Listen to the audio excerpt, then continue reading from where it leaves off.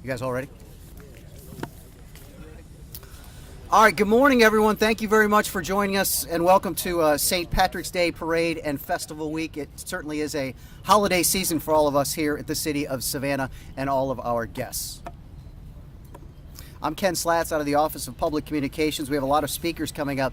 Of course, the festival begins this coming Friday. Friday at noon is when the festival begins, and it ends on Saturday night at 11:59. But I did want to note for any of you that one Sunday a year, it's a state law that we cannot have alcohol sales at bars during Sundays, but one day out of the year, our local city council can vote that in. So this Sunday, bars can be opened and serve alcohol, just bars. Of course, it doesn't pertain to restaurants. We have a lot to go through today. Chief Gavin is here, I see, right here. Detective Gay is with us as well, and plenty of others that will be speaking on behalf of the city. Let's first start with Susan Broker out of the Office of Special Events, Film, and Tourism. Good morning. Thank you for being here. St. Patrick's Day 2019. Here we go. The people behind me, beside me, are the people that put this on for our community, and they will be working around the clock for the next 6 days. So first I want to express my deep gratitude to everyone that is here. The City of Savannah recognizes that this cannot be done with our folks alone, that this is a group effort. Our goal is to keep you safe and to allow you to have a great time in our community. And the people here with me today are the ones that do that. Everything from road closures to CAT services, to police services, fire services. We will have you covered. We need you to work with us to make sure all that happens.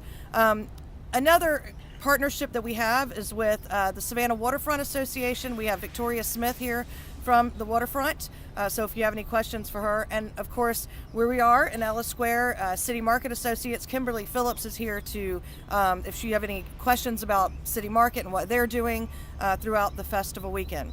One thing I want to point out before we get into the bulk of this, which is going to be about road closures, ride share, things like that, we've focused a lot on Chippewa Square. I fully expect Chippewa Square will have a great reduction in the number of people that are there. I want to encourage families to go to Chippewa Square. I want that square to be populated and for folks to have a good time in that square. One of the things I want to really address is, please don't think that because we're just focusing, or we have been focusing on Chippewa, that we won't have city marshals and police officers embedded throughout the entire festival. I don't want that to get lost and fall on deaf ears. That if you are behaving and engaging in activities that we've laid out time and time again that are no longer or not acceptable in this community, that we will identify that behavior wherever you are. So I don't want to be the fun sponge. I don't want to be the person taking away all the fun, but I want people to come down here recognizing that we are going to step up that effort throughout the festival area. And Chippewa is just a focus of interest because of what's occurred there throughout the last several years. So with that, I'm going to turn it over to Sean Brandon, who is the Director of Parking Services, and he's going to fill us in about CAT, rideshare, Uber, and Lyft, and some of the new things that we're doing this year. Thank you. Good morning, and thank you, Susan. I'd like to take you on a day-by-day movement through St. Patrick's Day. Things start really getting geared up on Thursday night. I will note on Thursday night, most of the city-owned garages will go to what they call a lockdown state, which is they will have full signs on, only allowing in card holders, and that is so that we can hold spaces for the next couple of days after that for all of the revelers that are going to be coming downtown.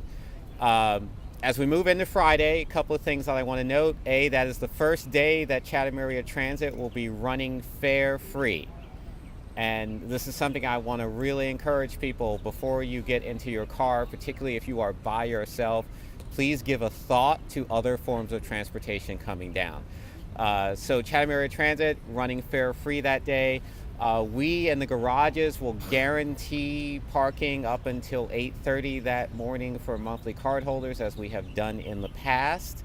And then after that, we will sell spaces first come, first serve after that point. Friday night will also be the first time that Indian Street will be up and running for motor coaches and for rideshare. We've had good discussions with the rideshare companies this year, particularly Uber and Lyft will be operating primarily out of Indian Street. So if you want to get a rideshare, I strongly encourage you move toward Indian Street during the course of that day.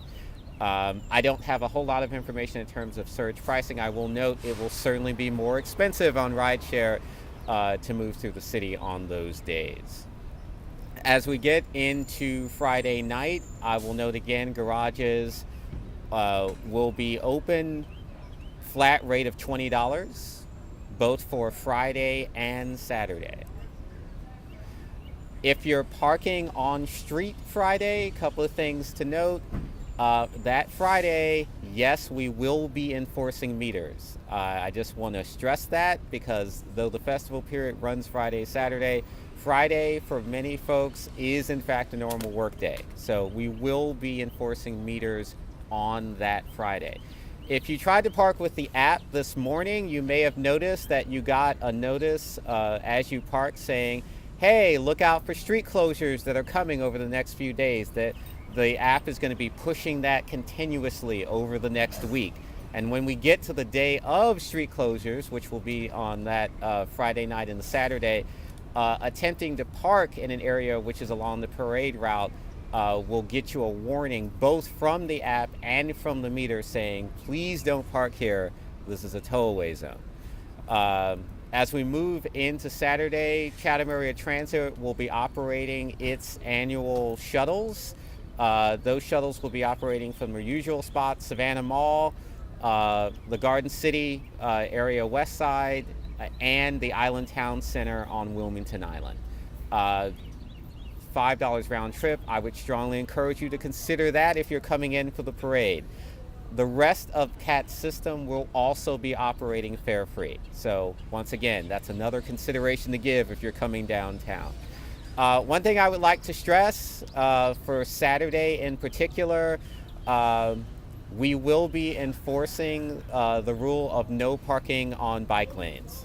Look, bike lanes are another form of transportation that people are going to be using to come into downtown.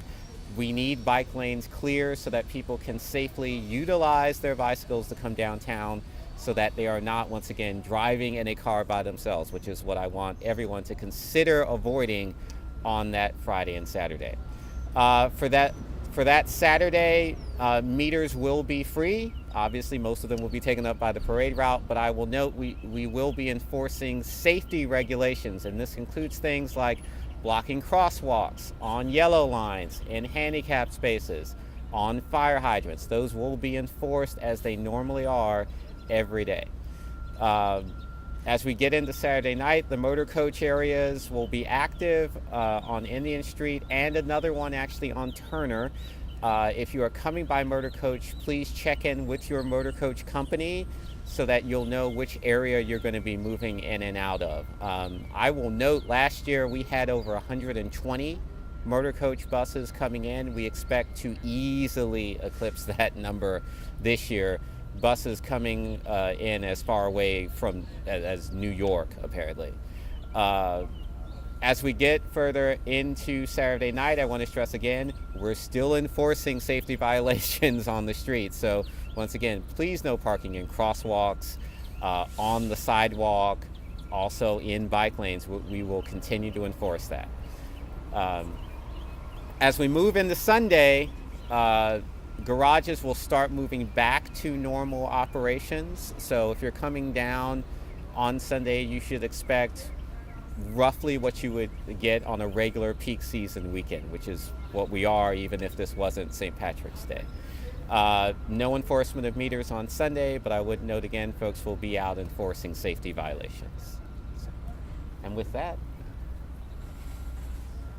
Thank you, Sean, and he can answer some questions if you'd like afterward. He talked about a lot of the various forms of mobility that we do urge citizens to take advantage of, but we also do know that there will be a lot of traffic coming into downtown, and especially during the parade, before and after are always an issue. Steve Henry with Traffic Engineering has a plan and that he's been working on for quite some time. We'll explain a little bit more about some of the do's and don'ts. Morning. Again, this year we'll be supporting Savannah PD and managing traffic for the festival.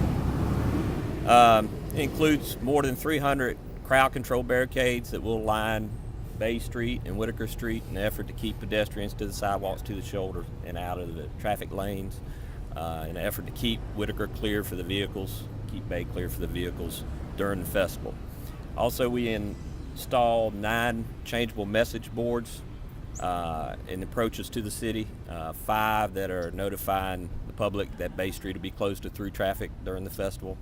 Encourage trucks to avoid historic Savannah during this coming weekend. 4 changeable message boards that'll be indicating parking information for the festival goers. Temporary signs we're installing throughout the city in an effort to ease gridlock.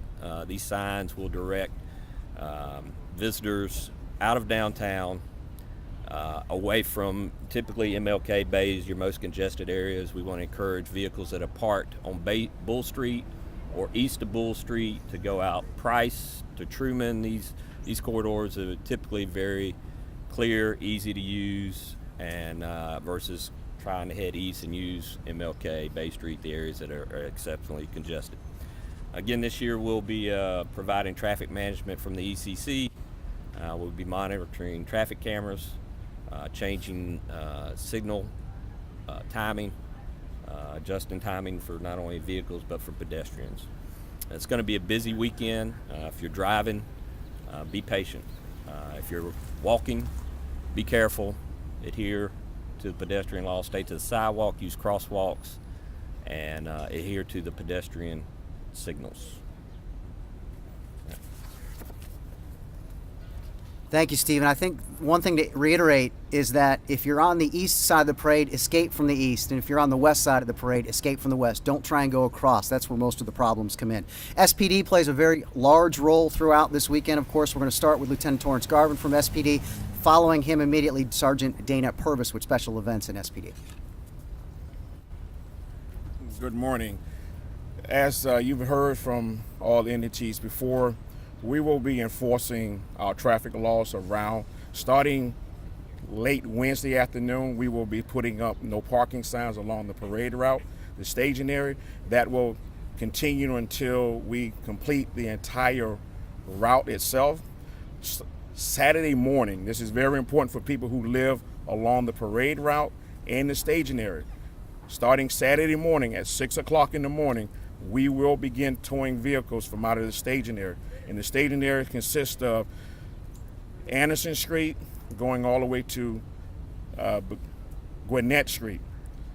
And that area there from Drayton Street going all the way to Habersham Street. We will be taking up all areas in that neighborhood over there. We will also be given notification that this will begin. Once again, on Wednesday afternoon, after 5 o'clock, we will start putting up no parking signs along the staging area and the parade route itself. We will also be enforcing all motor vehicle traffic laws, making sure that our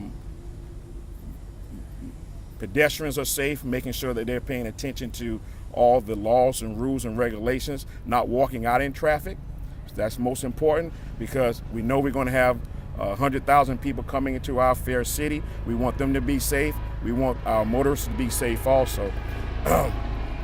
Along the parade route itself, there will be officers making sure that the pedestrians stay on the sidewalk. We will also be using barricades along Abercorn Street up to Broughton Street, some on Bay Street too, to make sure that we can keep our pedestrians safe as far as this parade is concerned. We want everybody to come out and enjoy themselves. We want people to come down, have a fun time. This is also a family atmosphere. St. Patrick's Day is about family. The aftermath is those people who just want to come to City Market, River Street, and enjoy themselves. And that's what we encourage people. We want you to come out to enjoy yourself.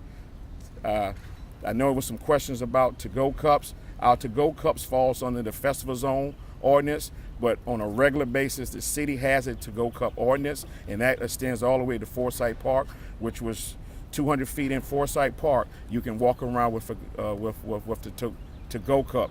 I know we're going to talk about that further along the process, but we encourage our people who are coming and our citizens to please enjoy themselves here in our fair city.